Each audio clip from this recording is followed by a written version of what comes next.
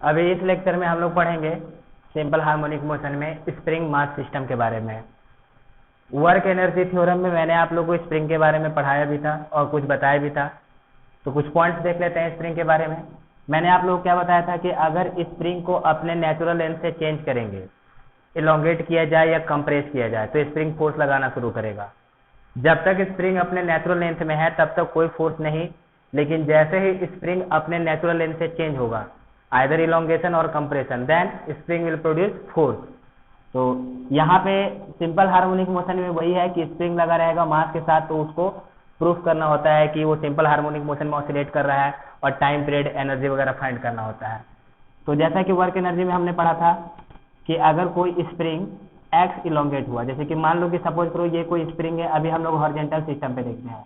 Suppose करो ये spring है, सपोज दैट इस स्प्रिंग का स्प्रिंग कांस्टेंट के है, अभी नेचुरल लेंथ में है। नेचुरल लेंथ में है तो कोई फोर्स नहीं लगेगा। ओके, अगर सपोज करो कि इस स्प्रिंग को एक्स इलोंगेट कर दिया गया, मान लो कि हमने ऐसे खींच दिया इसको एक्स इलोंगेट कर देंगे। एक्स इलोंगेट कर देंगे तो क्या होगा, स्प्रिंग की वजह से एक इधर में फोर्स लगने लगेगा। कितना फोर्स लगेगा कि एक्स के बराबर। और अगर इसी स्प्रिंग को सपोज करो कि एक्स कंप्रेस कर दिया गया नेचुरल लेंथ से, तो इस पे फोर्स लगने लगेगा। कितना फोर्स लगेगा स्प्रिंग की वजह से, that is equal to K x. ये बेसिक बात है।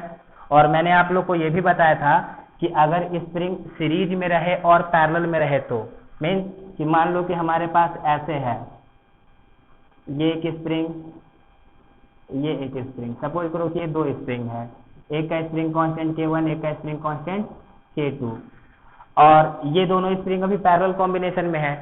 अब सपोज करो कि हम इस स्प्रिंग को हटा करके एक सिंगल स्प्रिंग लगाना चाहते हैं, कि मान लो कि ये दोनों स्प्रिंग जितना काम करेगा, जितना फोर्स लगाएगा, उसको हटा करके एक सिंगल स्प्रिंग लगाते हैं। तो अगर सिंगल स्प्रिंग लगाएंगे तो उस स्प्रिंग का स्प्रिंग कांस्टेंट जो आएगा के इक्विवेलेंट, ये कितना आ जाएगा पैरेलल के केस में, K1 प्लस K2 होता है। यानी कि ये दोनों स्प्रिंग अगर ऐसे अटैच है, इसको हटा करके हम सिंगल स्प्रिंग तो K1 plus K2 spring constant लगा देंगे। ये भी एक पैरेलल कॉम्बिनेशन है कि मान लिया एक इधर से स्प्रिंग है K1 और एक ऐसे स्प्रिंग है K2। ठीक, तो जब कभी भी हम लोग इसको इसके मान लिया कि अब ये भी नेचुरल लेंथ है, ये भी नेचुरल लेंथ है, इसके नेचुरल लेंथ से इसको अगर हम लोग डिस्प्लेस करेंगे तो स्प्रिंग की वजह से फोर्स लगाएगा। और अगर हम चाहते हैं कि इन दोनों स्प्रिंग को हटा करके एक सिंगल स्प्रिंग लगा दे, तो उस स्प्रिंग का स्प्रिंग कांस्टेंट क्या होगा, ये पैरेलल कॉम्बिनेशन है स्प्रिंग का, ये भी पैरेलल है और ये भी पैरेलल है। पैरेलल क्यों है, कैसे हम लोग को समझ में आएगा कि दोनों स्प्रिंग पैरेलल है। देखिए, अगर इलोंगेशन या कंप्रेशन सेम हो रहा है दोनों में तो समझो कि पैरेलल में है। कैसे, अगर सपोज करो कि हम इसको इधर एक्स लेके जाते हैं, तो इसमें भी एक्स कंप्रेशन आया, इसमें भी एक्स कंप्रेशन है, दोनों में सेम हो रहा है, तो इसलिए दोनों क्या है, पैरेलल में है। यहाँ पे भी देखो, अगर हम लोग इसको एक्स लेके आएंगे तो इसमें एक्स कंप्रेशन हुआ, एक्स में इसमें एक्स इलोंगेशन हुआ, दोनों में सेम आ रहा है वैल्यू, इस वजह से दोनों किस में है, पैरेलल में है। तो जब कभी भी पैरेलल में स्प्रिंग होता है और उन दोनों स्प्रिंग को हटा करके सिंगल स्प्रिंग लगाएंगे तो कितना इक्विवेलेंट रहेगा, K1 प्लस K2। ये मैंने आप लोगों को वर्क एनर्जी में पढ़ाया भी है। तो अगर हम लोग चाहते हैं कि इन दोनों को हटा दे और एक सिंगल स्प्रिंग लगाएं, तो इस सिंगल स्प्रिंग का स्प्रिंग कांस्टेंट कितना होगा, K1 प्लस K2 होगा। ठीक, ये तो पैरेलल के लिए था। सीरीज में मैंने आप लोगों को क्या बताया था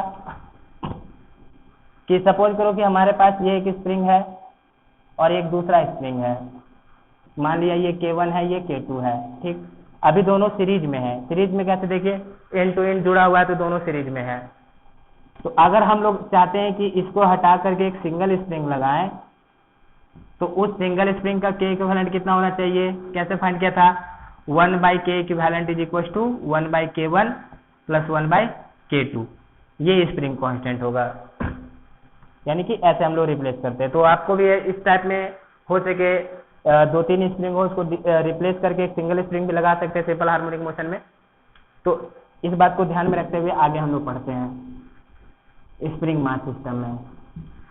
तो सिंपल हार्मोनिक मोशन में मैंने क्या बोला था कि अगर टोटल फोर्स इन SHM, अगर सिंपल हार्मोनिक मोशन में इफ रिजल्टेंट फोर्स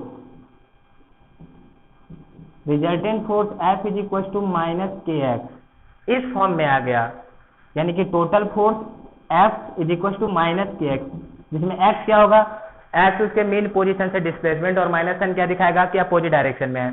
यानी कि फोर्स जब इस फॉर्म में आ गया तो समझो कि बॉडी किस में है, एसएचएम में है। और जब इसी फोर्स को हम लोग ऐसे मास इंटू एक्सेलरेशन लिखते थे तो माइनस के X is equal to minus के बाई एम एक्स, और इस के बाई एम को ही हम लोग कैसा लिख देते थे, ओमेगा स्क्वायर लिख देते थे। तो देयरफॉर ए कितना आ जाता था, माइनस ओमेगा स्क्वायर एक्स आ जाता था। और इसको जब हम लोग सिंप्लीफाई करते थे तो टाइम पीरियड कितना आता था, टाइम पीरियड आ जाता था 2 पाई बाई ओमेगा, यानी that is 2 pi under root कितना ओमेगा, तो कितना आ जाएगा यहाँ से omega K by M under root, यानी that is 2 pi K by M under root, तो कितना आ जाएगा ये 2 pi under root M by K. तो ये बात ध्यान में रखिएगा। तो यहाँ से हम लोग इस फॉर्मूले को लेकर के simple harmonic motion spring mass system में पढ़ेंगे। और एक बात इसमें ये भी ध्यान रखना है कि अगर स्प्रिंग अपने नेचुरल लेंथ में है तो स्प्रिंग के पास कोई एनर्जी नहीं है, लेकिन जब नेचुरल लेंथ में नहीं है, एक्स डिफॉर्म किया हुआ है या एक्स इलोंगेट किया हुआ है, तो स्प्रिंग के पास एक पोटेंशियल एनर्जी आ जाता है। कहने का मतलब कि अगर सपोज करो कि ये स्प्रिंग है, अगर हमने इस सिस्टम को मान लो कि मास को ऐसे एक्स इलोंगेट करा दिया तो फोर्स कितना लग जाएगा स्प्रिंग की वजह से, के एक्स लगेगा पीछे की तरफ, और स्प्रिंग में पोटेंशियल एनर्जी कितना हो जाएगा, पोटेंशियल एनर्जी स्प्रिंग में कितना हो जाएगा, हाफ के एक्स स्क्वायर। वर्क एनर्जी मैंने आप लोगों को बताया था ये सब डिराइव करने के लिए, आप एक बार उस नोट्स को रेफर करिए जो मैंने आपको पढ़ाया था, सारा ध्यान में आएगा। या फिर अगर स्प्रिंग को ऐसे इधर एक्स कंप्रेस कर दिया गया तो फिर इसमें कितना पोटेंशियल एनर्जी स्टोर हो जाएगा, ये हो जाएगा हाफ के एक्स स्क्वायर। ठीक, तो ये सारी बातें ध्यान में रखनी है आपको। तो आगे देखते हैं हम लोग इसमें स्प्रिंग मास सिस्टम। सपोज करो कि हमारे पास ये कोई स्प्रिंग है। देखिए स्प्रिंग मास सिस्टम में स्प्रिंग किसी भी तरीके से हो सकता है, हॉरिजॉन्टल में हो सकता है, वर्टिकल में हो सकता है, स्प्रिंग सीरीज में हो सकते हैं, पैरेलल में, किसी भी तरीके से हो सकता है। तो बस आपको फोर्स और एनर्जी का ध्यान में रखना फॉर्मूला। सपोज करो ये स्प्रिंग है, स्प्रिंग कांस्टेंट के है, ये मास m है। ठीक, अभी स्प्रिंग अपने नेचुरल लेंथ में है तो कोई फोर्स नहीं लगेगा। सपोज करो कि हम क्या करते हैं कि मान लो कि इसको ऐसा x इलोंगेट कर दिए, तो जैसे ही हमने इसको x इलोंगेट किया, मान लो कि मास m इसका, स्प्रिंग सपोज करो कि इसको ऐसे इलोंगेट करके छोड़ दिए। अब जैसे हमने इसको इलोंगेट करके छोड़ दिया, इसके नेचुरल लेंथ से इसको हमने डिफॉर्म किया, तो स्प्रिंग इधर फोर्स लगाने लगेगा। कितना फोर्स लगेगा, के एक्स। जरा देखिए डिस्प्लेसमेंट आगे है और फोर्स किधर लग रहा है, पीछे, यानी कि ये फोर्स इस पे एक रिस्टोरिंग फोर्स है, यानी वापस इसको मीन पोजीशन पे लेकर आना चाह रहा है।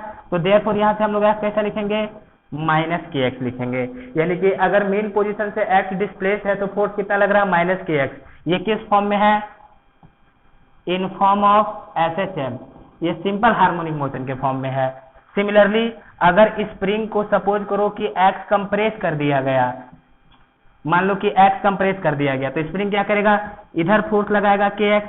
अब जरा ध्यान दीजिए कि डिस्प्लेसमेंट इधर है और फोर्स आगे लग रहा है, यानी अपोजिट डायरेक्शन में है ना, यानी ये रिस्टोरिंग है। तो देयरफॉर हम लोग एक्स कैसा लिखेंगे, माइनस के एक्स लिखेंगे। तो यानी कि यहाँ से क्या पता चल रहा है कि ये दोनों एसएचएम के फॉर्म में है। तो जब एसएचएम के फॉर्म में आ गया तो देयरफॉर हम लोग एक्सेलरेशन कितना लिखेंगे, एफ बाई एम, यानी कि this is equal to minus के एक्स बाई एम, यानी this is equal to minus omega square X, जिसमें हम लोग क्या लिखते थे, omega square is equal to K by M. तो therefore omega is equal to root under K by M. तो टाइम पीरियड कितना हो जाएगा, यानी कि एक सिंपल हार्मोनिक मोशन में आ गया। यानी कि स्प्रिंग के साथ अगर कोई ऐसे बॉडी अटैच है और उसको हम लोग मेन पोजीशन से डिस्प्लेस करा देंगे तो वो किस तरीके से ऑसिलेट करेगा, सिंपल हार्मोनिक मोशन में डिस्प्लेस करेगा। और उसका एंगुलर फ्रीक्वेंसी कितना है, root under K by M. तो टाइम पीरियड कितना, 2 पाई बाई ओमेगा, यानी कि this is equal to 2 pi under root K by M, यानी this is equal to 2 by under root M by K. यानी इस तरीके से टाइम पीरियड में क्या करेगा, ऑसिलेट करने लगेगा। तो एक बात आप जरा इसमें ये ध्यान में रखना कि अगर कोई ऐसे स्प्रिंग है, ठीक, मान लो कि ये इसका नेचुरल पोजीशन है, यानी कि अपने नेचुरल लेंथ में है, अब सपोज करो कि स्प्रिंग को मान लो कि यहाँ पे ऐसे एक्स डिस्प्लेस करके सपोज करो कि छोड़ दिए, तो अब जैसे ही छोड़ेंगे क्या होगा, ये यहाँ पे आएगा। अभी यहाँ पे जब ये इसको इस तरीके से डिस्प्लेस किया गया है, मान लो ऐसे खींच के हमने छोड़ दिया, तो जब यहाँ पे खींच करके छोड़ दिए तो यहाँ पे कितना है, वेलोसिटी 0 है। ओके, और फोर्स इस पे इधर लग रहा है। ठीक, अब ये फोर्स इधर लग रहा है तो क्या करेगा, स्प्रिंग को इधर लाने का काम करेगा। तो धीरे धीरे ये स्प्रिंग की वजह से ऑब्जेक्ट यहाँ पे आएगा। तो जब ऑब्जेक्ट यहाँ पे आएगा, जब ऑब्जेक्ट यहाँ पे आ गया, ये मास यहाँ पे आ गया, तो इस फोर्स की वजह से जो कि यहाँ, अब जरा देखिए यहाँ पे फोर्स बार बार चेंज होगा। यहाँ पे फोर्स की एक्स है, थोड़ी देर बाद यहाँ आ गया, एक्स का वैल्यू चेंज हो जाएगा तो फोर्स चेंज हो जाएगा। तो ये ऑब्जेक्ट जब यहाँ से धीरे धीरे यहाँ पे आएगा तो हर बार फोर्स चेंज हो रहा है, हर बार फोर्स चेंज हो रहा है यहाँ से यहाँ तक आने तक। तो वर्क निकालने के लिए मैंने आप लोगों को इंटीग्रेशन मेथड से बताया था कि इंटीग्रेशन से वर्क निकालना है।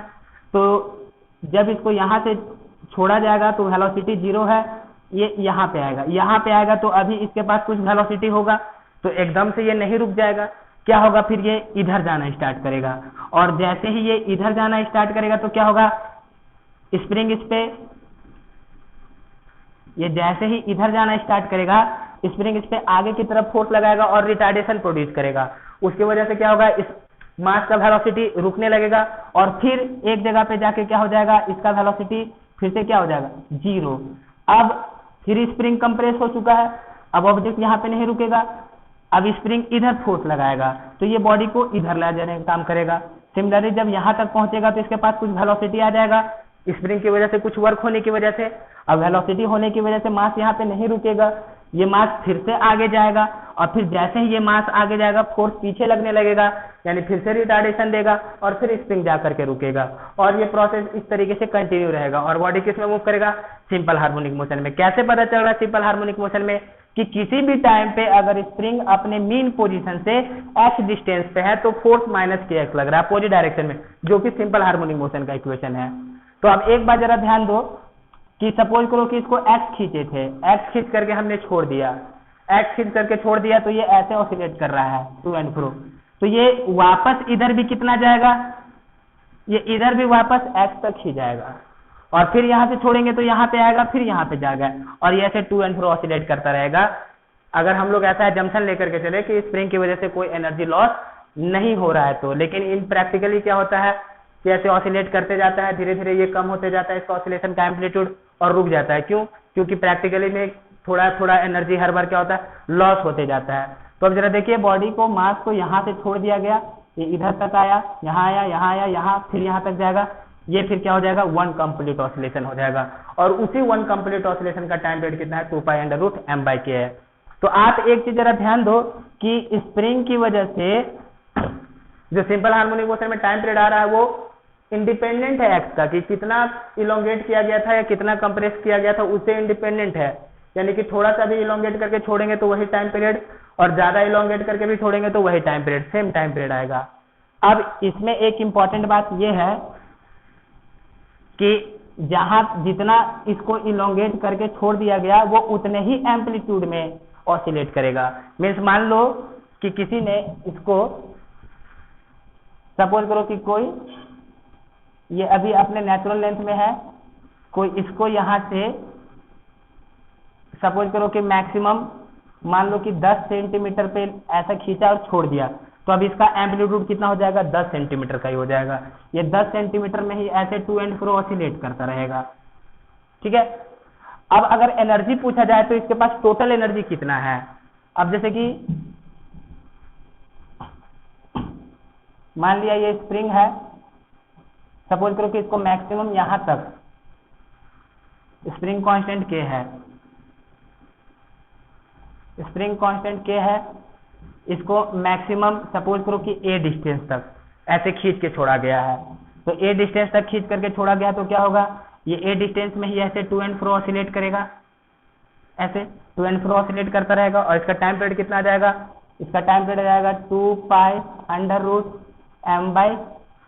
ठीक, अब अगर एनर्जी की बात करें तो ये एक्सट्रीम पोजीशन है, एक्सट्रीम पोजीशन में वेलोसिटी कितना है, 0, और हम लोगों ने एनर्जी में पढ़ा था कि सिंपल हार्मोनिक मोशन में टोटल एनर्जी क्या रहता है, कंजर्व रहता है ना। टोटल एनर्जी कंजर्व रहता है। जब काइनेटिक एनर्जी घटता है तो पोटेंशियल एनर्जी बढ़ता है, जब पोटेंशियल एनर्जी बढ़ता है तो काइनेटिक एनर्जी बढ़ता है। टोटल एनर्जी हमेशा क्या रहता था, फिक्स। तो अगर यहाँ पे अगर हम लोग एनर्जी की बात करें तो इसका काइनेटिक एनर्जी हो गया 0, ओके, काइनेटिक एनर्जी 0 है। और यहाँ पे स्प्रिंग में इलोंगेशन a है तो पोटेंशियल एनर्जी कितना हो जाएगा, हाफ के a स्क्वायर। जब ये बॉडी यहाँ पे पहुंच गया, यानी कि स्प्रिंग की वजह से जब ये बॉडी यहाँ पे पहुंच गया तो स्प्रिंग क्या हो गया, स्प्रिंग अपने नेचुरल लेंथ में आ गया। तो स्प्रिंग नेचुरल लेंथ में आ गया तो स्प्रिंग का क्या होगा, टोटल एनर्जी खत्म। तो एनर्जी गया कहाँ, वो एनर्जी इसके पास काइनेटिक एनर्जी में चला गया। तो यहाँ पे काइनेटिक एनर्जी कितना हो जाएगा, half mv square this is equal to half K a square. और फिर यहाँ से हम लोग वेलोसिटी निकाल सकते हैं। तो ये वेलोसिटी हम लोग किसी भी पोजीशन पे निकालेंगे तो टोटल एनर्जी हम निकाल सकते हैं। अब जैसे कि सपोज करो कि इसमें ऐसा हम लोग मानते हैं कि ये जो स्प्रिंग है, मान लो कि ये जो स्प्रिंग था, स्प्रिंग को मैक्सिमम a तक इलोंगेट किया गया था। अब इसको a तक इलोंगेट करके हमने ऐसे छोड़ दिया, ठीक है। ये इधर जाना स्टार्ट करेगा, यहाँ पे वेलोसिटी 0। अब जब ये सपोज करो कि यहाँ से a/3 डिस्टेंस जा चुका है, सपोज ये ऑब्जेक्ट a/3 डिस्टेंस, तो यहाँ पे कुछ तो वेलोसिटी होगा। अब ये वेलोसिटी हम लोग कैसे निकालेंगे, अभी जरा ध्यान दो कि जब स्प्रिंग को इलोंगेट किया था यहाँ से यहाँ तक, तो इसका मैक्सिमम एनर्जी कितना था, स्प्रिंग का एनर्जी, यानी कि टोटल एनर्जी कितना रह जाएगा इसका, हाफ के a स्क्वायर, यही टोटल एनर्जी है। जब ऑब्जेक्ट यहाँ से यहाँ तक आ गया तो ये कितना बच गया, a माइनस a/3 यानी कि 2a/3, यानी स्प्रिंग में कितना पोटेंशियल एनर्जी बचेगा, स्प्रिंग में पोटेंशियल एनर्जी बचेगा केवल हाफ के 2a/3, इतना ही एनर्जी बचेगा, है ना। और काइनेटिक एनर्जी कितना आ जाएगा, हाफ mv स्क्वायर। तो ये काइनेटिक एनर्जी और ये हाफ के 2a/3 स्क्वायर, ये मिलके कितना होना चाहिए था, हाफ के a स्क्वायर होना चाहिए था। फिर यहाँ से हम लोग सॉल्व करके वेलोसिटी निकाल सकते हैं। तो ये मैंने आप लोग को बताया भी है energy of simple harmonic motion पे, वहां पे हम लोग एनर्जी कैसे फाइंड करेंगे, ओके। टोटल एनर्जी निकालने का है और फिर टोटल एनर्जी हमेशा कांस्टेंट रहेगा किसी भी पॉइंट पे, हर पॉइंट पे काइनेटिक और पोटेंशियल मिला करके टोटल के बराबर रहेगा। तो स्प्रिंग में टोटल एनर्जी कैसे आएगा, स्प्रिंग को मैक्सिमम जितना इलोंगेट किया गया है वही स्प्रिंग का मैक्सिमम एनर्जी आएगा। तो ये एक सिंपल सा है। अब सपोज करो कि मान लो हमारे पास इस तरीके से है, इसमें हमें क्या बताना होता है, जनरली स्प्रिंग मास सिस्टम में टाइम पीरियड बताना होता है। तो टाइम पीरियड बताने के लिए तुमको क्या करना पड़ेगा, फोर्स निकालना पड़ेगा, देखना पड़ेगा वो सिंपल हार्मोनिक मोशन का फोर्स है कि नहीं, और फिर उसके बाद उसका एक्सेलरेशन ओमेगा स्क्वायर निकालना पड़ेगा, और वहां से फिर हम लोग टाइम पीरियड निकालेंगे। मान लो कि अभी स्प्रिंग ऐसे है, सपोज करो कि ये स्प्रिंग ऐसा है, इसमें m मास अटैच किया गया, मान लो स्प्रिंग कांस्टेंट के है। तो अभी जैसे ही हम लोग इसको मास m अटैच करेंगे और धीरे धीरे छोड़ेंगे तो स्प्रिंग अपने नेचुरल लेंथ पे नहीं रहेगा, ये स्प्रिंग थोड़ा इलोंगेट हो जाएगा, है ना। ये स्प्रिंग थोड़ा कितना हो गया, इलोंगेट। ऐसे सिचुएशन में ये जो इक्विलिब्रियम पोजीशन आएगा वो इक्विलिब्रियम पोजीशन नेचुरल लेंथ पे तो नहीं आएगा। क्यों, क्योंकि जब ऐसे स्प्रिंग से मास को लगाया गया तो इस पे एक नीचे की तरफ ग्रेविटेशनल फोर्स आ रहा है ना। तो इक्विलिब्रियम पोजीशन में क्या होगा कि सपोज करो कि इक्विलिब्रियम पोजीशन में ये ऐसा x नॉट इलोंगेट हो गया है, तो इधर mg आ रहा है और इधर कितना फोर्स आएगा, kx नॉट। जब kx नॉट और ये mg बैलेंस कर देगा तो वही इसका इक्विलिब्रियम पोजीशन है, kx naught is equal to mg लिखते हैं। ये अभी इस सिस्टम का इक्विलिब्रियम पोजीशन है, ठीक। अब मान लो कि इस सिस्टम को इक्विलिब्रियम पोजीशन से थोड़ा डिस्प्लेस किया गया है। सपोज करो कि यहां से इस स्प्रिंग को फर्दर ऐसे x डिस्प्लेस कर दिया गया, ठीक है, इसको x डिस्प्लेस कर दिया गया। तो अब बताना है कि ये सिंपल हार्मोनिक मोशन में ऑसिलेट करेगा कि नहीं करेगा। आपको एक बात ध्यान में ये रखना है कि बॉडी जो सिंपल हार्मोनिक मोशन में ऑसिलेट करता है वो हमेशा मीन पोजीशन के अबाउट ऑसिलेट करता है, ओके। ये कभी मत सोचिएगा कि स्प्रिंग के साथ अगर कोई मास अटैच है तो वो स्प्रिंग के नेचुरल लेंथ के अबाउट टू एंड फ्रो करेगा। जैसे कि देखो एग्जांपल समझो, यहाँ पे इस सिस्टम में अभी क्या है, नेचुरल लेंथ पे ही ये इक्विलिब्रियम पोजीशन है। तो इसको डिस्प्लेस करेंगे तो ये नेचुरल लेंथ के अबाउट ही टू एंड फ्रो ऑसिलेट करेगा। तो ये नेचुरल लेंथ वाला पोजीशन ही अभी इसका इक्विलिब्रियम पोजीशन है।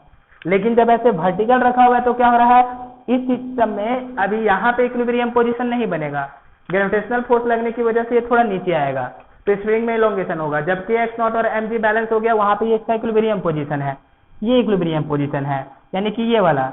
यानी कि अब जो भी ये ऑसिलेशन होगा इसके बाद ये टू एंड फ्रो ऑसिलेट होगा। वर्क एनर्जी पावर मैंने आपको पढ़ाया, उसको पढ़ लीजिए ध्यान से।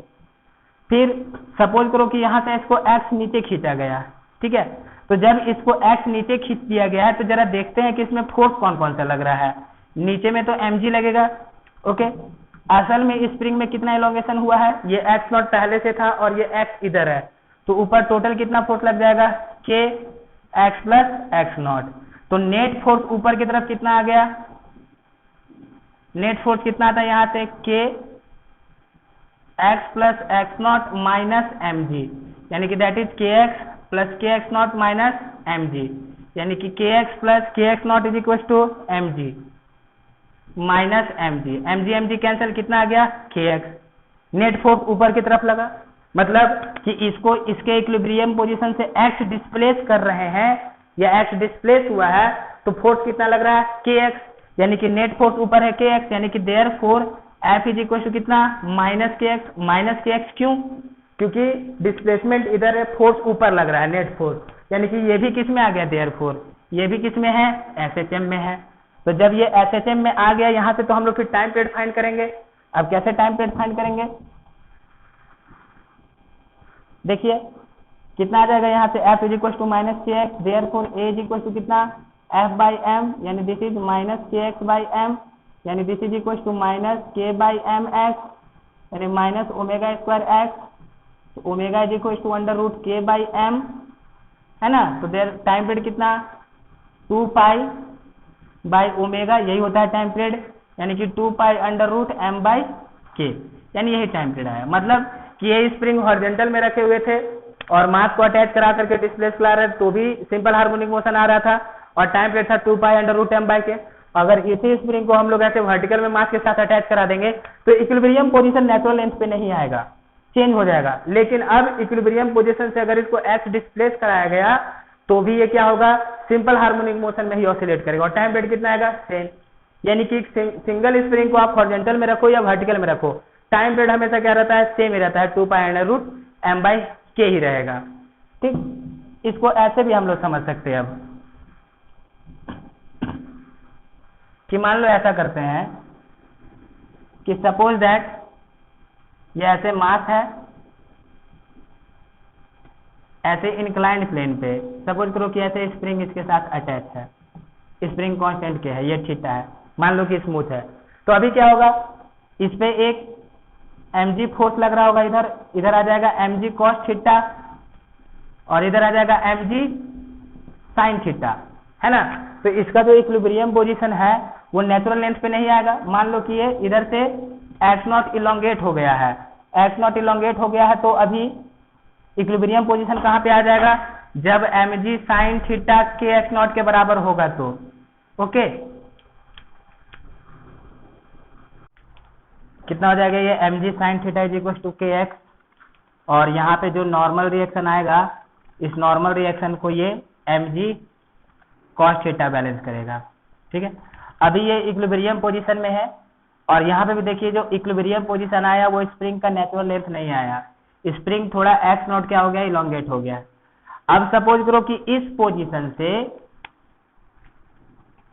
अब मान लो कि इस पोजीशन से इसको थोड़ा हम लोग डिस्प्लेस कराते हैं, यानी कि मान लो कि कुछ ऐसा, यानी कि मान लीजिए कि ये जो नेचुरल ये था इसका इक्विलिब्रियम पोजीशन, यहाँ से x डिस्प्लेस कराया गया, तो स्प्रिंग में टोटल कितना इलोंगेशन आ गया, x प्लस x0।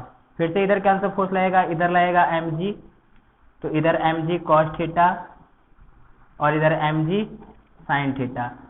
अब जरा ध्यान दीजिए, नेट फोर्स कितना लगेगा, इस तरफ नेट फोर्स कितना लगेगा, स्प्रिंग में टोटल x प्लस x0 है, तो कितना, k x plus X naught, और पीछे की तरफ कितना माइनस mg साइन थीटा, यानी this is equal to K X plus K X naught minus mg sine theta. और के एक्स नॉट किसके बराबर है mg साइन थीटा के, तो ये कैंसिल हो जाएगा, कितना बचेगा के एक्स, यानी ये नेट फोर्स है। तो यानी कि इसमें जो नेट फोर्स लग रहा है वो कितना लगा माइनस के एक्स, माइनस क्यों, डिस्प्लेसमेंट इधर हुआ है, फोर्स इधर लगा, तो फोर्स फिर से कितना है माइनस के एक्स, यानी ये भी किस में आ जाएगा SHM में आ गया।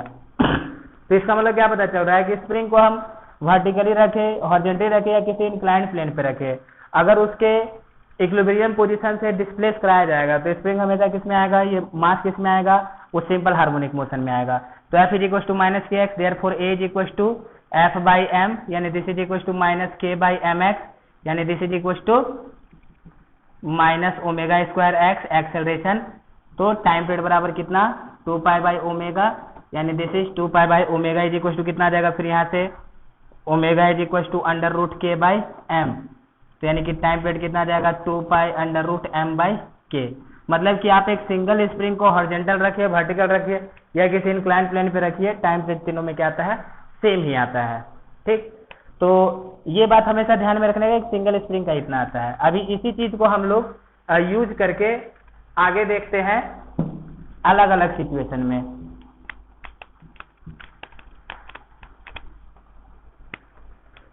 सपोज करो कि ऐसा क्वेश्चन है कि मान लो ये एक स्प्रिंग है, ये दूसरा स्प्रिंग है, ये स्प्रिंग है, स्प्रिंग कांस्टेंट है K1, ये स्प्रिंग कांस्टेंट है K2, सपोज दैट ये मास m है, मान लो कि इसको x डिस्प्लेस कराया गया, तो इसका टाइम पीरियड जो कितना आएगा, इसको हम लोग क्या करते हैं ऐसे, सपोज करो कि एक सिंगल स्प्रिंग से रिप्लेस कर देते हैं।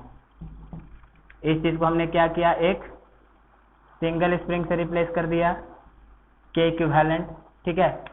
अब जैसे इसको सिंगल स्प्रिंग से डिस्प्लेस कर दिया, मान लो इसको x अगर डिस्प्लेस कराया गया तो इस पे फोर्स कितना लगेगा, इस पे फोर्स इधर लग जाएगा कितना K इक्विवेलेंट x,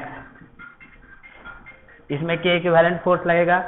तो अब K इक्विवेलेंट फोर्स लगने की वजह से हम लोग फोर्स कैसे लिखेंगे, माइनस K इक्विवेलेंट x, कितना आ जाएगा इस पे F is equal to minus K equivalent x, यानी कि दैट इज K इक्विवेलेंट कितना minus K1 plus K2, sorry ये सीरीज में है तो K इक्विवेलेंट कितना आ जाएगा 1 by K equivalent is equal to 1 by K1 plus 1 by K2, यानी this is equal to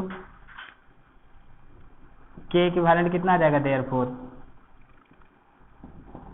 K1 plus K2 upon कितना K1 K2, यानी कि फोर्स हम लोग कितना लिख देंगे F इज इक्वल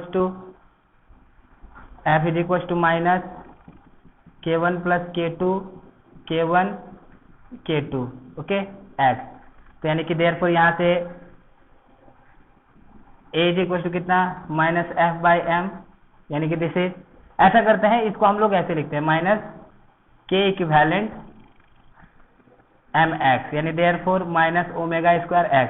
तो यहाँ से ओमेगा कितना आ जाएगा, ओमेगा स्क्वायर आ गया K इक्विवेलेंट बाई m, यानी कि देयरफॉर ओमेगा का वैल्यू कितना root under K equivalent by m, कितना दैट इज कितना आएगा, यहाँ से ऊपर लिखते हैं K equivalent omega is equal to under root K equivalent by m, और यहाँ से टाइम पीरियड कितना लिखेंगे 2 पाई बाई ओमेगा, यानी कि that is 2 pi under root m by K equivalent. और इस तरीके से हमने इसको टाइम पीरियड निकाल दिया। तो एक स्प्रिंग हो, दो स्प्रिंग हो, तीन स्प्रिंग हो, इसमें हमें करना क्या है कि मास को हम लोग मेन पोजीशन से x डिस्प्लेस कराएंगे और उस पर नेट फोर्स निकालेंगे, और अगर नेट फोर्स डिस्प्लेसमेंट के टर्म में आ गया इस टाइप में कुछ, तो यानी वो SHM हो जाएगा, और फिर SHM हो जाएगा तो वहां से हम लोग उसका टाइम पीरियड निकाल सकते हैं। अब जरा ऐसा लेते हैं क्वेश्चन कि ऐसा बोला गया कि सपोज करो कि ये एक स्प्रिंग है K1 और ये कोई दूसरा स्प्रिंग है K2, इससे मास अटैच है, ठीक है। अब सपोज करो कि ऐसे ऑसिलेट कर रहा है टू एंड फ्रो, तो हमें बताना है कि इसका टाइम पीरियड कितना आएगा। क्या करेंगे ऐसे क्वेश्चन में, हम इसको एक सिंगल स्प्रिंग से रिप्लेस कर देते हैं।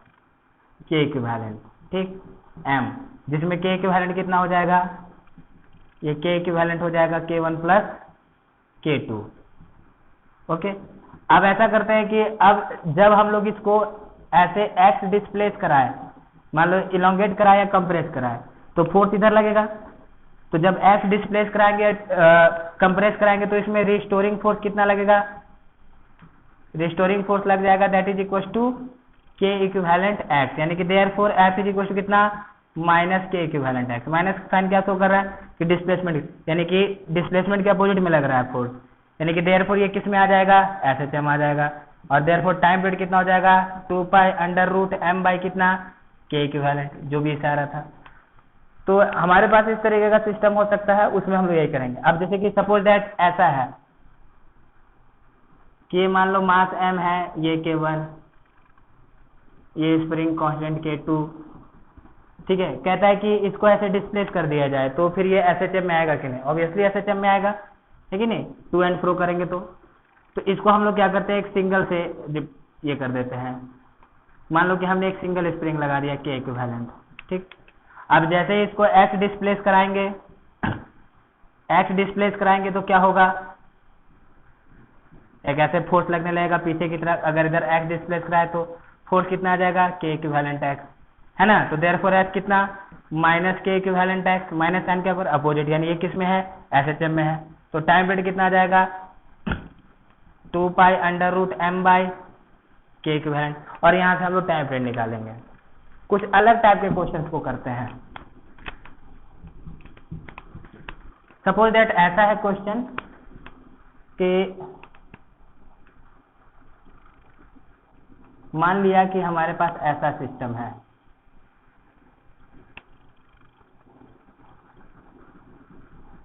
ये मास m है, ये स्प्रिंग है k, और सपोज करो ये ऐसे पुली है, पुली फ्रिक्शनलेस है, पुली के मास को नहीं कंसीडर करना है और स्प्रिंग के मास को भी नहीं कंसीडर करना है।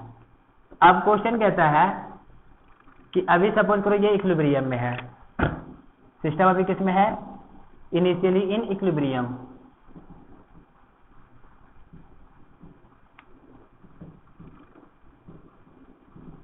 ये इक्विलिब्रियम में है। तो अब यहाँ पे है कि प्रूफ करना है कि इसको अगर हम लोग ऐसे डिस्प्लेस करेंगे तो सिंपल हार्मोनिक मोशन में ऑसिलेट करना है, करेगा, यानी कि prove that when it is displaced, prove that when mass m is displaced from its equilibrium position, it oscillates in SHM and find its time period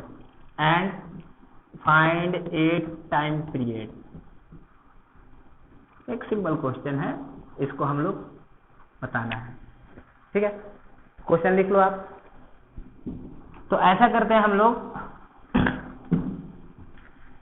कि मान लो ये स्प्रिंग है, स्प्रिंग कांस्टेंट, अभी क्या होगा, ये इक्विलिब्रियम में है, इक्विलिब्रियम में होगा तो क्या होगा, इस मास पे कोई फोर्स लग रहा होगा, ग्रेविटेशनल फोर्स लगेगा mg, और जिसकी वजह से रस्सी में कितना आ जाएगा, t आ जाएगा।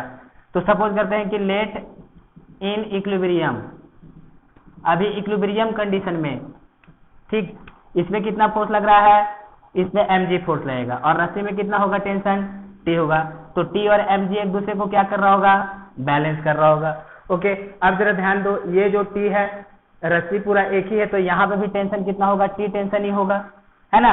और सपोज करो कि स्प्रिंग में जो अपने नेचुरल लेंथ में तो रहेगा नहीं, क्योंकि ये टेंशन है, तो टेंशन स्प्रिंग को ऐसे खींचेगा, तो स्प्रिंग नेचुरल लेंथ में तो नहीं रह सकता है। मान लो कि इसमें इनिशियल इलोंगेशन x0 हो गया था, तो यहाँ पे रस्सी कितना है, टेंशन t, और वो क्या करेगा, इसको स्प्रिंग को खींचेगा, तो स्प्रिंग भी खींचेगा, तो स्प्रिंग में इलोंगेशन x0 है, तो स्प्रिंग कितना फोर्स लगाएगा, kx0, और रस्सी कितना फोर्स लगा रहा है, t, तो t और kx0 बराबर होना चाहिए, और t इक्वल टू कितना, kx0। ओके, ये हमारे पास एक रिलेशन आ गया शुरुआती केस में, ठीक है, शुरू के केस में जब ये इक्विलिब्रियम है। तो अब ऐसा करते हैं कि हमने क्या किया, इसको थोड़ा x डिस्प्लेस करा लेते हैं,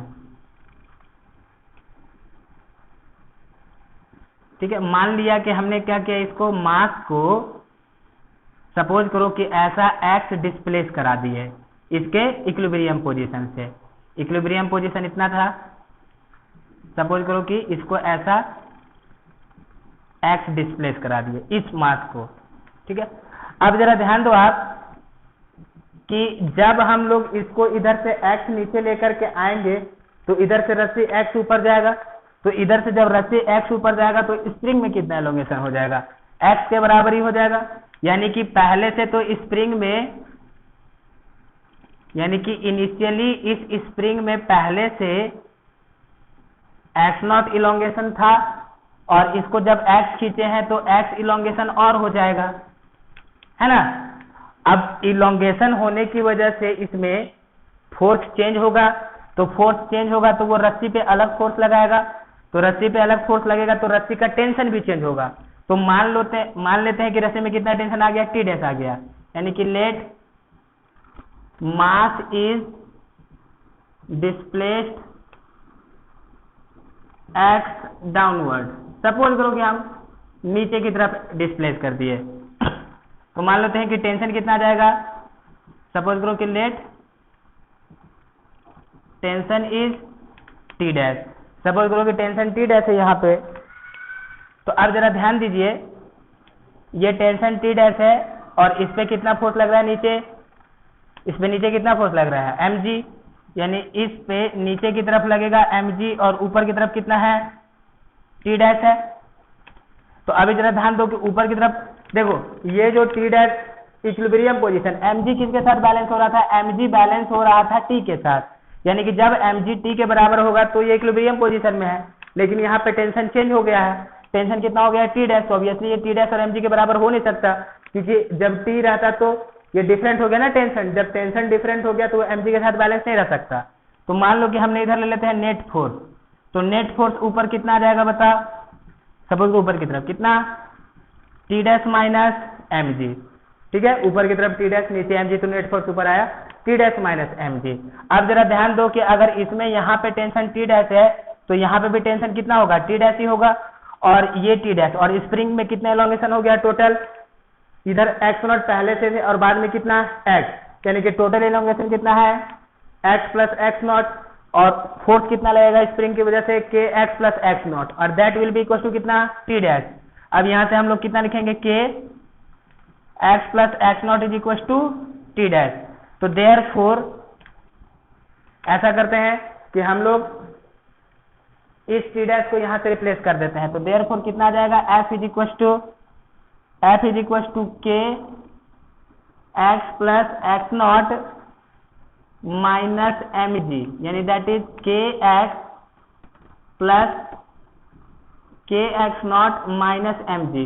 और अभी जरा ध्यान दीजिए, K X naught is equal to T and T is equal to M G, therefore हम लोग इस के एक्स नॉट को कितना लिख सकते हैं, एम जी लिख सकते हैं, यानी that is K X plus M G minus M G, यानी that is equal to K X. तो फोर्स कितना लग गया, के एक्स लग गया, यानी कि जरा देखो, यानी कि देयरफॉर ये डिस्प्लेसमेंट नीचे था और फोर्स किधर लग रहा है ऊपर, तो देयरफॉर एफ हम लोग कितना लिख देंगे, माइनस के एक्स लिख देंगे। तो इसका मतलब कि देखो इसका डिस्प्लेसमेंट एक्स था और इस पे जो रिस्टोरिंग फोर्स आ रहा है वो भी कैसा आ रहा है, एक्स के टर्म में आ रहा है, देयरफॉर ये किस में है, therefore it is in SHM. तो यानी कि एक्सेलरेशन कितना है, F by M, acceleration F by M हो गया, तो एक्सेलरेशन एफ बाई एम यानी this is equal to minus के बाई एम एक्स। तो यहां से is equal to acceleration is equal to minus omega square X, तो ओमेगा स्क्वायर कितना है, के बाई एम है, तो ओमेगा कितना आ गया, root under K by M, that is root under K by M. तो टाइम पीरियड कितना आ जाएगा, time period is equal to 2 pi by omega, यानी कि that is 2 pi under root M by K. यानी कि इस सिस्टम में भी अगर मास को ऐसे डिस्प्लेस कर दिया जाए तो इसमें क्या होगा, ये एसएचएम में ऑसिलेट करेगा और टाइम पीरियड कितना होगा, 2 pi under root M by K ही होगा टाइम पीरियड। एक और डिफरेंट एग्जांपल लेते हैं, तो आप लोग नोट कर लो।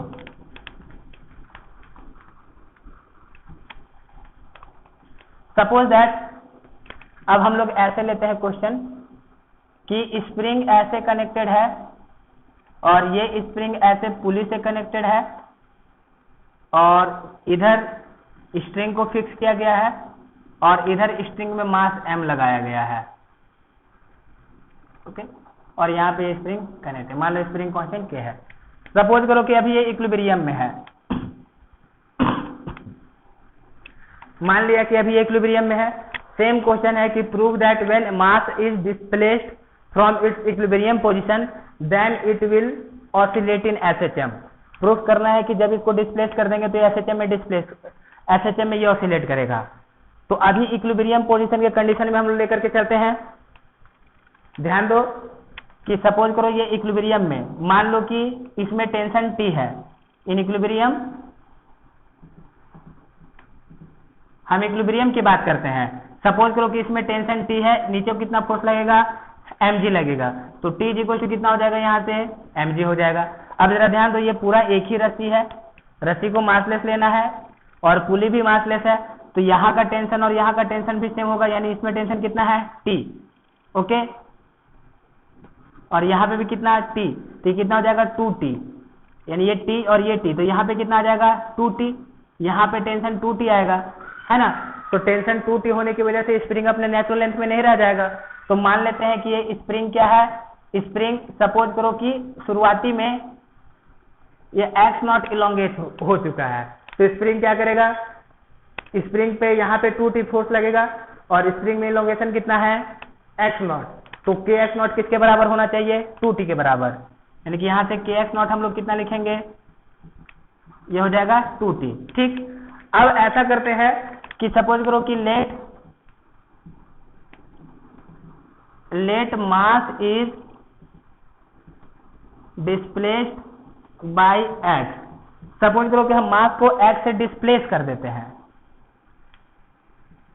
मान लिया जाए कि इसको क्या किया गया है कि इसके इक्विलिब्रियम पोजीशन से ऐसा x डिस्प्लेस कर दिया गया है। ऐसे इसको खींच सकते हैं, इधर से ऐसे खींचेंगे तो रस्सी का लेंथ तो उतना ही रहेगा, लेकिन स्प्रिंग थोड़ा इलोंगेट होगा तो ये पुली नीचे आएगा, तो ये मास नीचे जा सकता है।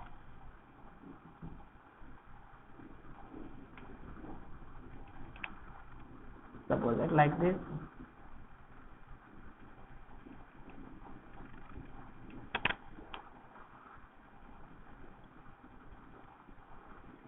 ओके, सपोज करो कि इसको x डिस्प्लेस कर दिया गया। अब जरा ध्यान दीजिए, जब ये डिस्प्लेस हो गया है x नीचे, इधर से ऐसे डिस्प्लेस करेंगे तो ये पुली नीचे आएगा। ये रस्सी का तो लेंथ नहीं चेंज हो सकता, रस्सी तो लेंथ जितना उतना ही रहेगा। लेंथ चेंज किस में आएगा, इसमें चेंज आ जाएगा, ठीक। अब सपोज करो कि इसमें लेंथ चेंज हो गया है, तो इसमें लेंथ चेंज हो गया तो यहाँ पे फोर्स चेंज हो जाएगा, तो इसकी वजह से इसमें टेंशन चेंज हो जाएगा। तो मान लेते हैं कि let tension is T dash. Suppose करो कि हमने टेंशन T डैश ले लिया, यानी इसमें इधर कितना फोर्स लगेगा T डैश, और नीचे कितना लग रहा है mg। तो यहाँ से हम लोग रिस्टोरिंग फोर्स कितना लिखेंगे, ऊपर की तरफ फोर्स कितना आ जाएगा बताओ, नेट फोर्स ऊपर की तरफ T डैश माइनस mg, ठीक है, यानी कि that is F is equal to T dash minus mg। अब हम लोग को T डैश का वैल्यू निकालना है। अब जरा ध्यान दीजिए कि मैंने आप लोगों को कंस्ट्रेंट मोशन में पढ़ाया था पुली में कि यहाँ का जो डिस्प्लेसमेंट होता है, इन दोनों का डिस्प्लेसमेंट क्या होता है, एवरेज होता है ना, और यहाँ का जो वेलोसिटी होता है, इन दोनों के वेलोसिटी का एवरेज होता है। तो उस कंस्ट्रेंट रिलेशन के हिसाब से अभी हम लोग चेक करते हैं। इतना तो कंफर्म है कि जब हम लोग इसको ऐसे इक्विलिब्रियम से x नीचे खींचेंगे, तो जब इसको x नीचे खींचेंगे तो ये पुली नीचे आएगा। रस्सी तो लेंथ चेंज नहीं हो सकता, पुली नीचे आएगा। तो पुली नीचे आएगा तो इसका मतलब स्प्रिंग में लेंथ भी चेंज होगा, है ना। तो अभी ऐसा करते हैं कि हम लोग यहाँ का डिस्प्लेसमेंट और यहाँ का डिस्प्लेसमेंट निकालते हैं। देखिए इस पॉइंट को कितना नीचे लाया गया है, x नीचे लाया गया है, और ये तो इसके साथ कनेक्टेड है कंस्ट्रेंट रिलेशन के हिसाब से, तो इसमें कितना डिस्प्लेसमेंट होगा 0। तो हम लोग यहाँ पे निकालते हैं। सपोज करो कि इसमें x है और ये मान लो हम ले लेते हैं x डैश, ठीक है, ये नीचे की तरफ है ना। तो यूजिंग कंस्ट्रेंट रिलेशन,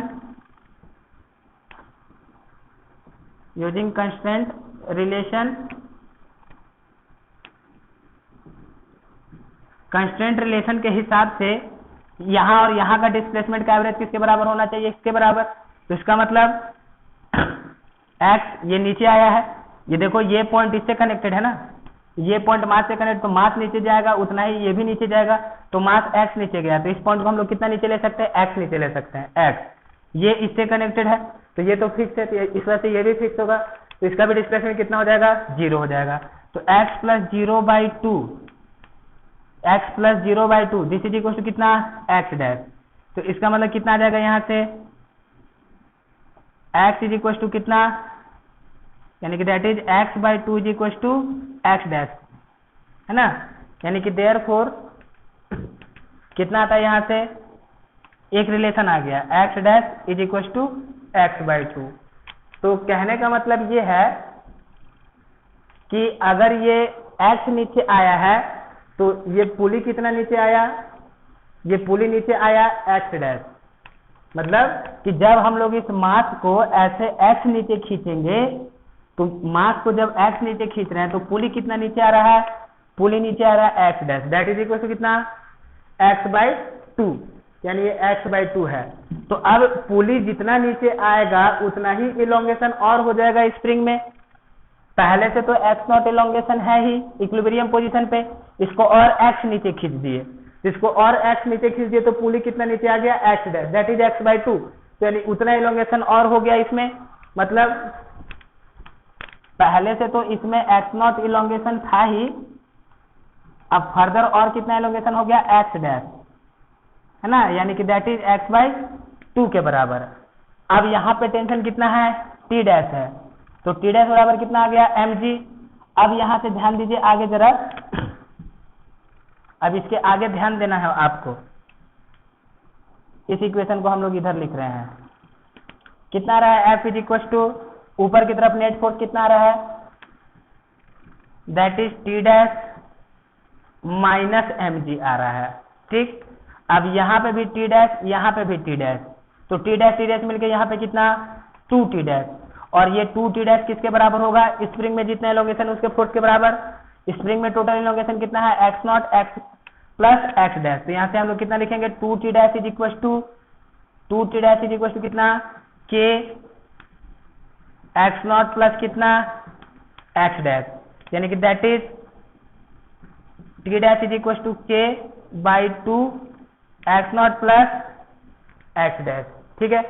अब इसको हम लोग क्या करेंगे, सॉल्व करते हैं, t डैश का वैल्यू इसमें पुट किया जाए, तो therefore f is equal to कितना, k/2 x0 plus x dash, यहाँ से k/2 x0 plus x dash, ये माइनस कितना, mg, यानी कि this is equal to k/2 x0 plus k/2 x dash minus mg, ये रिलेशन आया।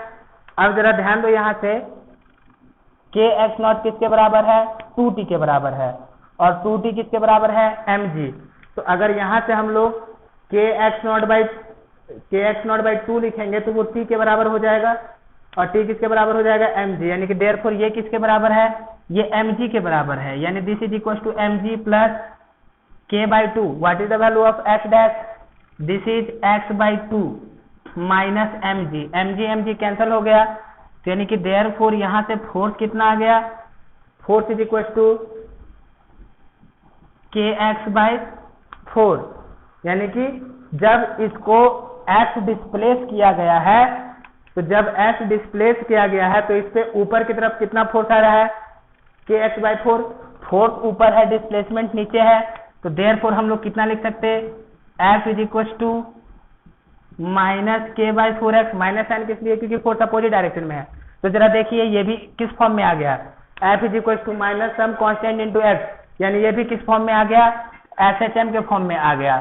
अब SHM के फॉर्म में आने के बाद हम लोग इसका टाइम पीरियड निकालते हैं, यानी कि इतना तो समझ में आ गया कि जब मास को यहाँ से डिस्प्लेस करेंगे तो ये सिंपल हार्मोनिक मोशन में ऑसिलेट करेगा, और यहाँ से पता चल रहा है कि सिंपल हार्मोनिक मोशन में, तो फोर्स निकल गया, तो देयरफॉर हम लोग कितना लिखेंगे, acceleration is equal to F/m, यानी this is equal to minus k/4m x, यानी कि यहाँ पे जो होता है वो ओमेगा स्क्वायर होता है, देयरफॉर ओमेगा स्क्वायर कितना, k/4m, तो therefore omega is equal to under root k/4m, यानी कि दैट इज k/√अंडर यानी कि के 1/2 root under K by M, ठीक है, ओमेगा। तो देयरफॉर टाइम पीरियड कितना 2π/ओमेगा, यानी दिस इज 2π/ओमेगा करेंगे 1/ओमेगा कितना आ जाएगा 2π इंटू 2 अंडर रूट m/k, यानी this is equal to 4π root under m/k। ये हो जाएगा इसका टाइम पीरियड। यानी कि ये मास अभी सिंपल हार्मोनिक मोशन में है, ऐसा करने पे और टाइम पीरियड इतना आता है। अभी एक क्वेश्चन करते हैं। इस तरीके से क्वेश्चन है कि ये कोई सिस्टम है, इस तरीके से ये पुली है, ए और बी कोई पुली है, दोनों पुली मास लेस है और एक मास लगा हुआ है रस्सी के थ्रू ऐसे, इस पुली से होते हुए पुली बी से होते हुए पुली ए पे मास एम अटैच है और ये इस पुली को इस स्प्रिंग से कनेक्ट किया गया है और ये K2 इस तरीके से रस्सी से कनेक्टेड है, यानी कि स्प्रिंग K1 पुली से कनेक्टेड है और K2 स्प्रिंग से कनेक्टेड है। ये सिस्टम है, सिस्टम अभी इक्विलिब्रियम में है। ओके, क्वेश्चन के अकॉर्डिंग अभी सिस्टम इक्विलिब्रियम में है। तो बट इसमें बताना ये है कि जब हम लोग मास को डिस्प्लेस करेंगे तो ये SHM में ऑसिलेट करेगा और उसका टाइम पीरियड फाइंड करना है, यानी कि prove that when block is displaced then it oscillate in SHM and find its time period।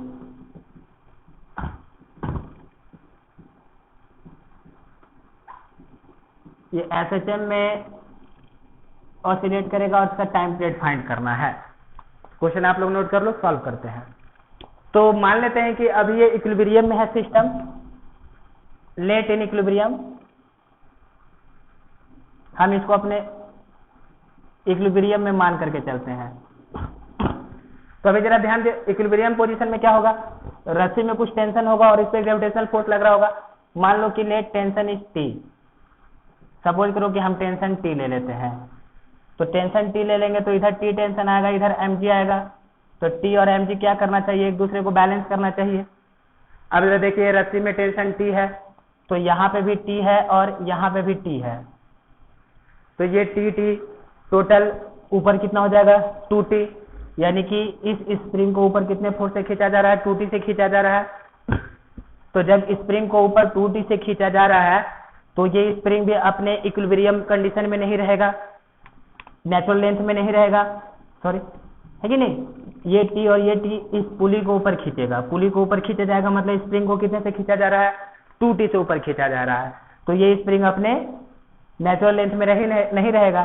तो सपोज करो कि मान लेते हैं कि इसमें इस इक्विलिब्रियम कंडीशन में सपोज करो कि इसमें जो इलोंगेशन है ये हम मान लेते हैं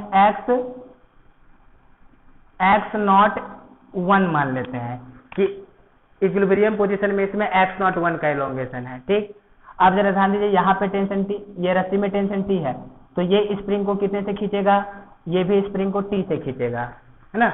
रस्सी में टेंशन T है तो ये स्प्रिंग से कनेक्टेड है, तो ये रस्सी स्प्रिंग को T से खींचेगा। तो यहाँ पे भी स्प्रिंग क्या होगा, अपने नेचुरल लेंथ में नहीं रहेगा, ये भी थोड़ा अपने नेचुरल लेंथ से इलोंगेट हो जाएगा। तो सपोज करो कि इसमें जो इलोंगेशन है ये मान लेते हैं हम कि x0 2 ले लेते हैं, चलेगा। तो अब यहाँ से हमारे पास क्या रिलेशन आ रहा है, इसमें इलोंगेशन है x0 1, तो स्प्रिंग कितना फोर्स लगाएगा नीचे की तरफ kx0 1, और ये kx0 1 किसके बराबर आ जाएगा 2T, यानी यहाँ से एक ऐसा आ गया relation K1 x0 1 this is equal to 2T, है ना। ये T है तो यहाँ पे 2T और वही 2T इसके फोर्स को बैलेंस करेगा। सिमिलरली इसमें x0 2 है इलोंगेशन, तो यहाँ से K2 x0 2 ये कितना रहेगा T के बराबर रहेगा, ठीक, ओके। अब जरा ध्यान दीजिए यहाँ पे कि ये T है ये 2T है, ठीक है। तो देयरफॉर हम लोग कितना लिख सकते हैं, यहाँ से एक और रिलेशन हमें क्या मिल रहा है, ये T ये 2T, तो यानी यहाँ से एक रिलेशन हमें ऐसा भी मिला K1 x0 1 is equal to 2 K2 x0 2, ठीक। यानी कि therefore x0 1 upon x0 2 x not two, this is equal to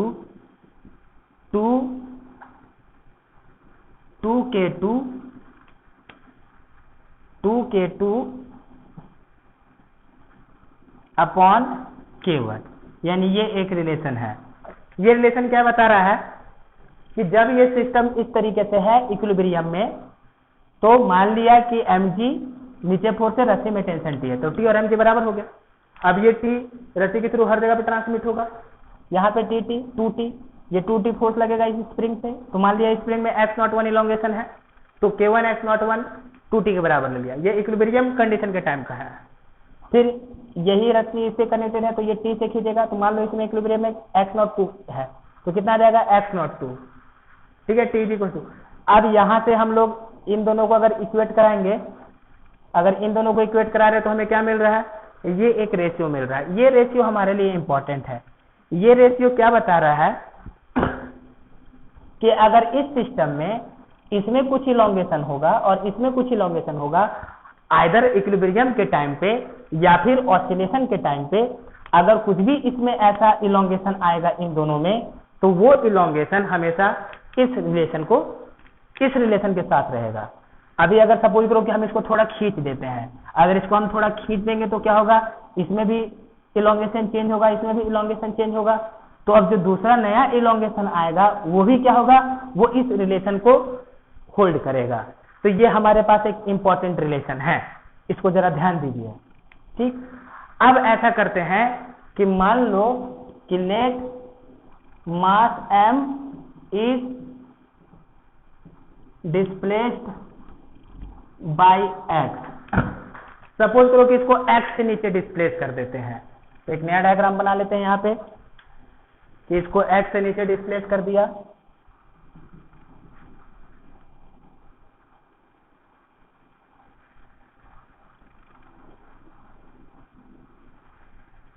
suppose करो कुछ ऐसा,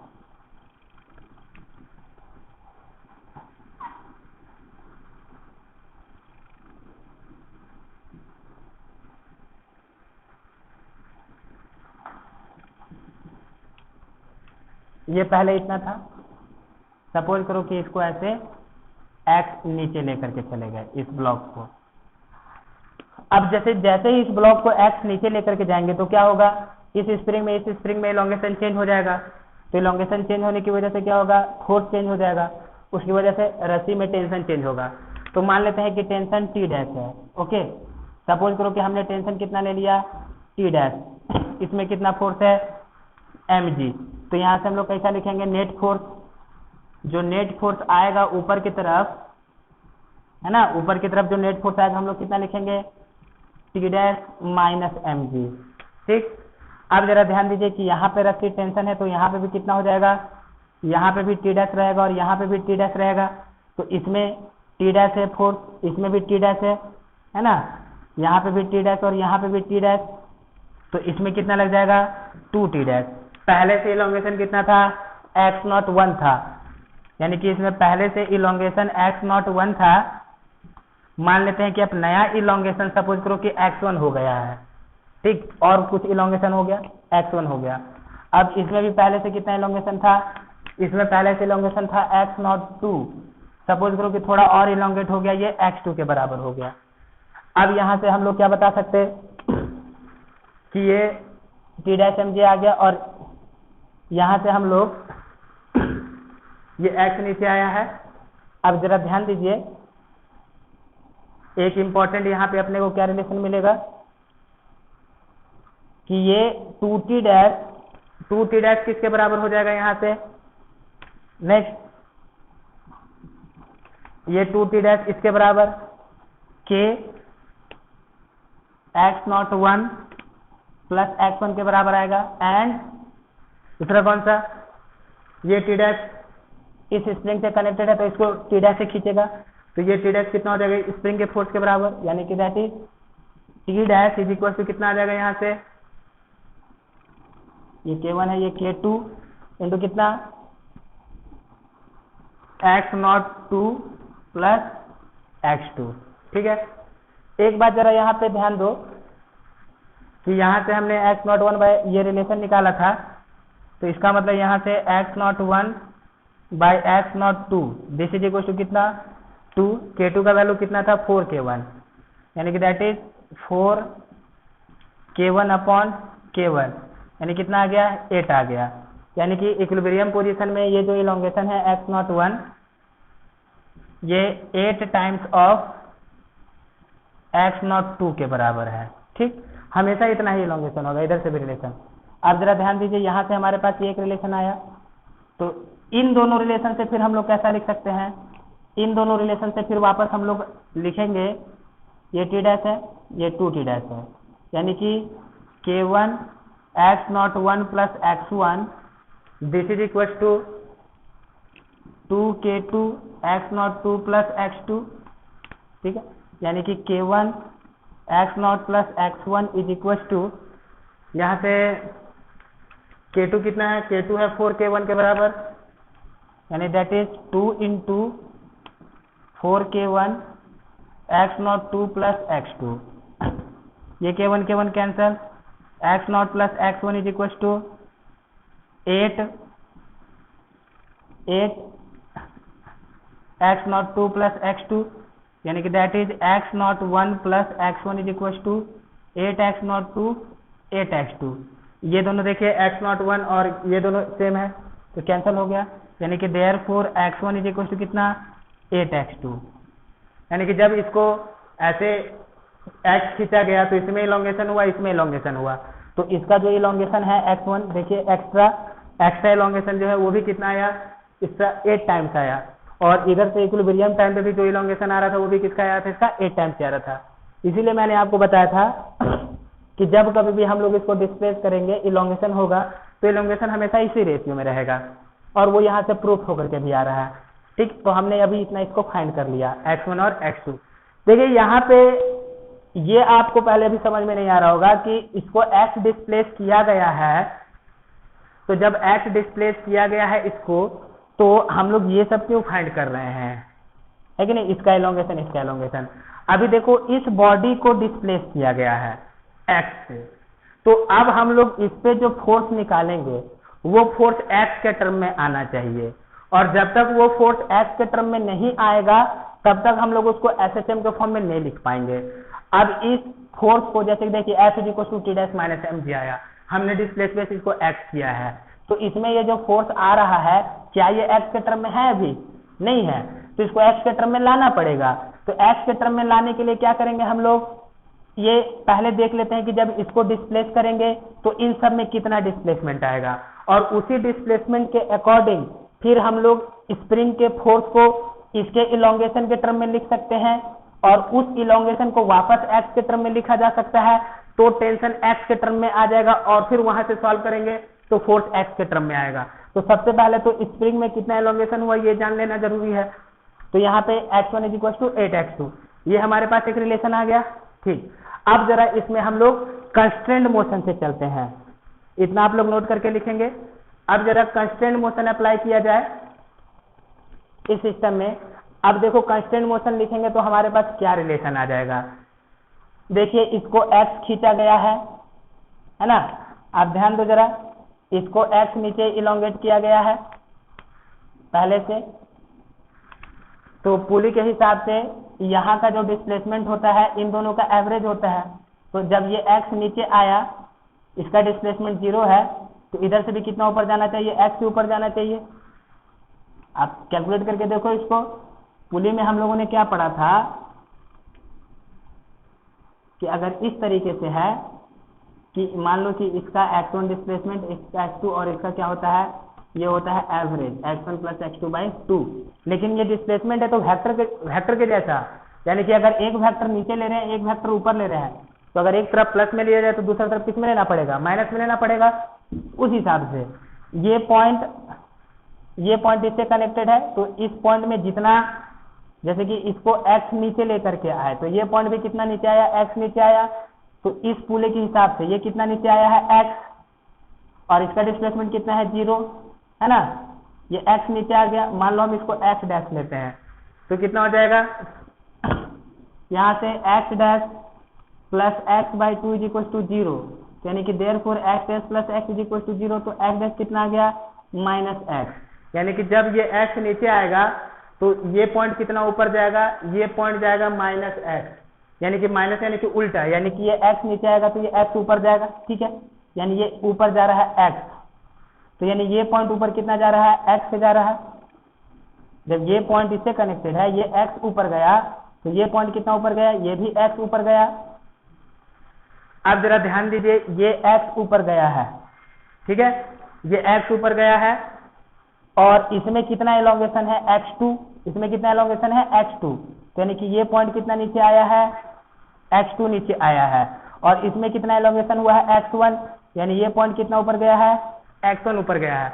तो फिर से कंस्ट्रेंट मोशन का रिलेशन लगाते हैं, तो कंस्ट्रेंट मोशन के रिलेशन के हिसाब से यहाँ का डिस्प्लेसमेंट इन दोनों का एवरेज होना चाहिए। अगर एक तरफ पॉजिटिव लेंगे तो एक तरफ क्या लेना पड़ेगा, नेगेटिव। तो सपोज करो कि हम ऊपर वाला यहाँ पे प्लस लेकर के चले, तो कैसा लिखना पड़ेगा, x1 is equal to x2 है ना, माइनस में minus x2, okay, minus x2 plus x by 2, ठीक है, यानी कि 2x1 is equal to minus x2 plus x, and हमारे पास यहाँ पे x1 कितना है, x1 है 8x2 के बराबर, तो इसको हम लोग यहाँ से 8x1 लिखेंगे, x2 को 8x1, तो x1 को 8x2, ये कितना हो जाएगा 16x2 is equal to minus x2 plus x, तो यहाँ से क्या रिलेशन आ रहा है 17x2 is equal to x, तो x2 इज इक्वल टू कितना आ गया x बाई 17, यानी कि x2 का वैल्यू x बाई 17 है। मतलब कि जब इसको x नीचे खींचा गया तो x2 कितना नीचे आया, ये x2 नीचे आ रहा है x बाई 17। अब जैसे ही हम लोग को ये x2 x बाई 17 मिल गया, आप यहां से टेंशन को इक्वेट करा सकते हो। कितना है टेंशन, टेंशन है kx k2, ये तो हम लोग यहाँ पे टेंशन को लिखेंगे t dash is equal to k2 and this is x02 plus कितना x2, यानी दैट इज x बाई 17, ठीक है। ये हम लोग को t डैश मिल गया, किसके टर्म में, x के टर्म में। अब जैसे हम लोग को ये t डैश x के टर्म में मिल गया है, हम लोग इस t डैश को इस इक्वेशन में पुट करते हैं, तो कितना आ जाएगा अपने पास restoring force, F is equal to t dash, यानी कि k2 x02 plus k2 x by 17, okay, minus mg। अब जरा यहाँ पे ध्यान दीजिए, ये k2 x02 किसके बराबर है, ये t के बराबर है, और t किसके बराबर है, mg के बराबर है, तो यानी इसको हम लोग वापस mg लिख सकते हैं, यानी F is equal to mg plus k2 x by 17 minus mg, ये mg कैंसल, F कितना आ गया k2 x अपॉन 17, ये फोर्स आ गया k2 x अपॉन 17। ये फोर्स किधर है, ऊपर की तरफ, फोर्स किधर है, नेट फोर्स ऊपर की तरफ, डिस्प्लेसमेंट किधर है, नीचे। तो यहां से हम लोग लिख सकते हैं ना, फिर देयरफॉर क्या रिलेशन यहां से लिखा जा सकता है, क्या रिलेशन लिख सकते हैं, therefore F is equal to minus k2 by 17x, इतना हमने लिख दिया, F is equal to minus k2 by 17x, okay. तो ये जो फोर्स आ गया F is equal to minus some constant into x, ये किस फॉर्म में आ गया, ये SHM के फॉर्म में आ गया। तो SHM के फॉर्म में आ गया तो एक्सेलरेशन से यहाँ मास से डिवाइड कर देंगे, ओमेगा स्क्वायर आ जाएगा, और फिर उस ओमेगा स्क्वायर से हम लोग टाइम पीरियड निकालेंगे और इन सब का वैल्यू निकालेंगे, तो ये सिंपल हार्मोनिक मोशन का टाइम पीरियड निकल जाएगा। तो बस हम लोग को इसमें ये करना होता है, कोई सा भी अगर ऐसे स्प्रिंग मास सिस्टम आए और आपको शो करना है कि वो SHM में है कि नहीं, तो सबसे पहले हम लोग इक्विलिब्रियम कंडीशन में देख लेंगे कि कौन कौन सा फोर्स है, कैसा फोर्स है, और उन सबको एक जगह पे लिख लेंगे। देन आफ्टर क्या करेंगे, ऑब्जेक्ट को थोड़ा डिस्प्लेस कराए मेन पोजीशन से, डिस्प्लेस कराएंगे और फिर देखेंगे कि वहां पे कैसा कैसा फोर्स लगेगा। यहाँ पे देखो ऑब्जेक्ट को x डिस्प्लेस कराया गया है, और तो जब x डिस्प्लेस कराएंगे तो इस स्प्रिंग में दोनों में इलोंगेशन चेंज हो जाएगा, और जब दोनों में इलोंगेशन चेंज हो जाएगा तो टेंशन चेंज हो जाएगा, और जब टेंशन चेंज हो जाएगा तो हम लोग इसमें टी डैश ले लिए, अब इस ऑब्जेक्ट को एक्स नीचे आ गया, तो नेट फोर्स हम लोग कितना ले सकते हैं, T dash minus M g ऊपर की तरफ।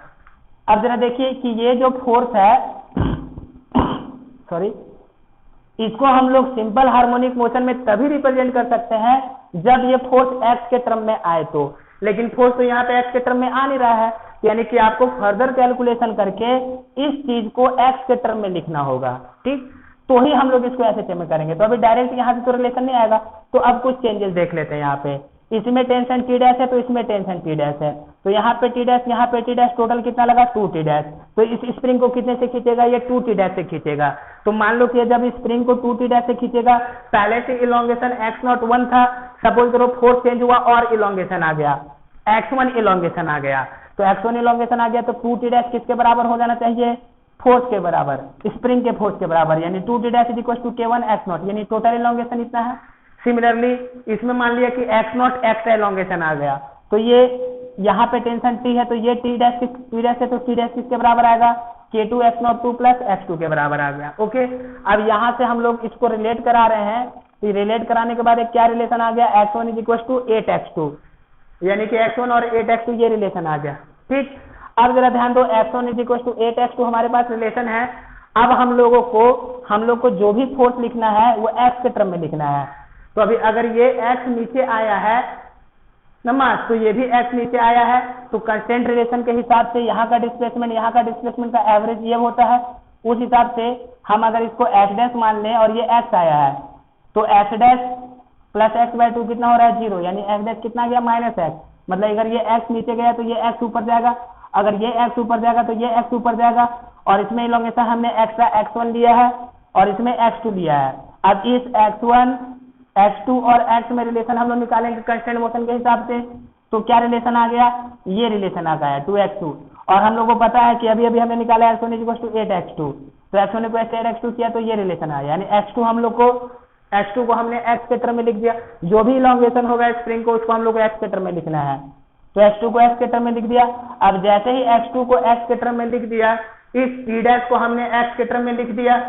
अब ये t डैश जब x के टर्म में आ गया, तो इसको जब हम लोग यहाँ पे पुट कर रहे हैं, तो ये फोर्स किसके टर्म में आ गया, x के टर्म में आ गया, मतलब कि अब फोर्स x के टर्म में आ रहा है, यानी नेट फोर्स कितना लग रहा है ऊपर की तरफ, k 17, डिस्प्लेसमेंट नीचे है, फोर्स ऊपर है, तो यानी कि फोर्स माइनस में लिखेंगे, यहाँ पे माइनस साइन क्या शो कर रहा है कि अपोजिट डायरेक्शन में, ये f आ गया, तो ये किस फॉर्म में आ गया, एसएचएम में यही फॉर्म होता है, force is equal to minus of some constant into displacement. अब जैसे ही ये एसएचएम में आ गया, हम लोग बता सकते हैं कि भाई इसको जब डिस्प्लेस करेंगे तो सिंपल हार्मोनिक मोशन में होगा। देन आफ्टर इसको मास से डिवाइड करेंगे, तो माइनस ओमेगा स्क्वायर आ जाएगा, वहां से ओमेगा स्क्वायर का वैल्यू मिल जाएगा, और टाइम पीरियड कितना होता है 2 पाई बाय ओमेगा, और फिर वहां से हम लोग टाइम पीरियड बता देंगे। तो ये एक क्वेश्चन है।